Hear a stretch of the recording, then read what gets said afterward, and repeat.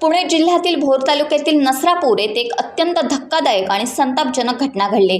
या घटनेने संपूर्ण परिसर हादरून गेलाय। 3.5 वर्षांच्या अल्पवयीन मुलीवर 65 वर्षीय नराधमाने बलात्कार करून तिची निर्गुण हत्या केल्याची घटना आहे। या घटनेनंतर गावात संतापाचे वातावरण निर्माण झाले असून या जगात माणुसकी जिवंत आहे का, तसेच शिक्षणाचं माहेरघर मानल्या जाणाऱ्या पुण्याचं बिहार होत आहे का, असे प्रश्न उपस्थित केले जात आहेत। या प्रकरणात सरकारकडून कुटुंबाला महत्त्वाचं आश्वासन देण्यात आलंय। कुटुंबाच्या सूचनेनुसार आणि त्यांच्या विनंतीनुसारच सरकारी वकील नियुक्त केला जाईल असं स्पष्ट करण्यात आलंय।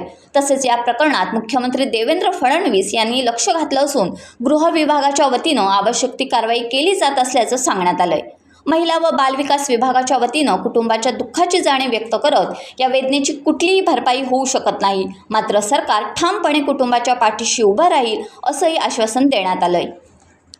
एकतर झालेली घटना ही अतिशय निंदनीय, घृणास्पद आहे, अतिशय खऱ्या अर्थानं वेदना देणारी आहे। मी समजू शकते की त्या कुटुंबाची सध्याच्या परिस्थितीमध्ये काय मानसिकता असेल। एका चिमुकलीसोबत झालेला हा संबंध प्रकार हा खऱ्या अर्थानं माणुसकीला काळीमा फासणार आहे। मी सकाळपासून खरं तर तिथं संपर्क करण्याचा प्रयत्न करत होते। काही वेळापूर्वी माझं तिथल्या जे स्थानिक आमदार आहेत शंकरजी मांडेकर हे त्या गावामध्ये सकाळपासून आहेत आणि त्यांच्या मार्फत माझा तिथल्या ग्रामस्थ आणि तिथल्या पीडित कुटुंबासोबत संपर्क झाला।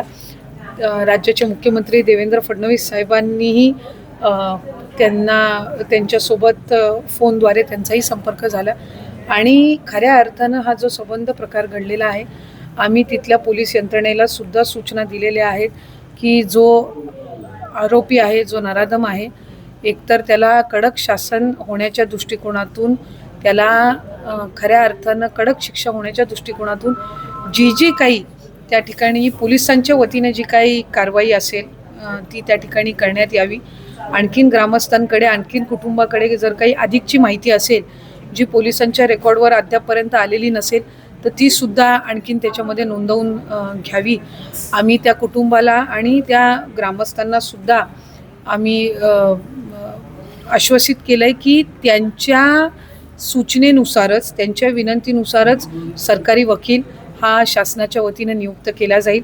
ती हमी राज्याचे मुख्यमंत्री फडणवीस साहेबांनी सुद्धा मुख्यमंत्री म्हणून आणि विभागाच्या म्हणजे गृह विभागाच्या वतीने सुद्धा दिली। महिला व बालकल्याण विभागाच्या वतीने सुद्धा आम्ही ज्या काही कुटुंबाला या संबंध प्रक्रियेमध्ये झालेल्या प्रकरणामध्ये जो काही एक म्हणजे शेवटी त्यांचं झालेलं नुकसान, त्यांच्या वेदना या खऱ्या अर्थानं खूप मोठ्या आहेत आणि त्याचं कुठंही म्हणजे त्याची कुठली भरपाई ही होऊ शकत नाही। फक्त इतकीच आहे की जो आरोपी आहे त्याला कडकातली कडक कारवाई होणं, फास्ट ट्रॅकमध्ये हे चालणं आणि त्याचबरोबर या संबंध प्रक्रियेमध्ये त्या कुटुंबाच्या पाठीशी आम्ही ठामपणे उभं राहणं आणि त्यांना आधार देणं आणि ते काम शासनाच्या वतीने निश्चितपणाने केलं जाईल। टाइम्स डिजिटलला लाईक करा, शेअर करा, सबस्क्राईब करा आणि बेल आयकॉन दाबायला विसरू नका। Times digital.